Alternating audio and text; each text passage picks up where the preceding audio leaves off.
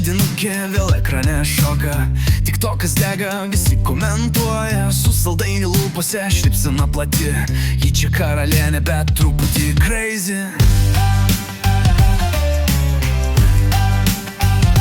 Scrollini feedą, bum, vėl ji čia šoka taip, kad net kaimynas klauso tyliai. Filteriai mirga, efektai lenda, o komentaruose rašo vėl drama sceną. Ji daro challenge, visi bando kopijuot, bet galiausiai tik ji sugeba viską nušluot. Hateris rašo, čia per daug blizgu, o ji tik šypsosi, nu pochui, aš čia kaip dizaineris blizgu.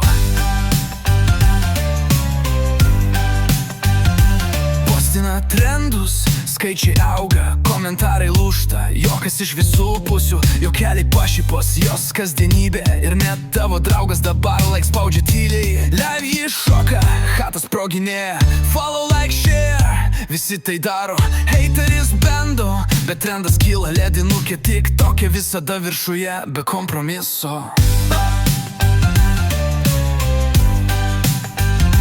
Kartais sako, čia tik linksmybės, pohai, bet visi stebi feedas, be jos atrodo liūdnas. Kiekvienas video, mažas šou, mažas šokas, o komentatoriai jokis, nors ir kritikuoja stokas.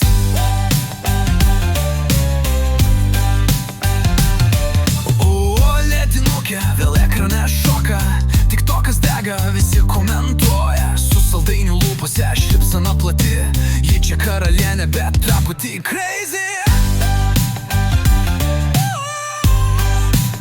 Ji grįžta, feedas pulsuoja, visi juokiasi garsiai. Trendai, bairė, pašaipos, viskas kartu. Ledinukė TikTok'e, šou prasideda.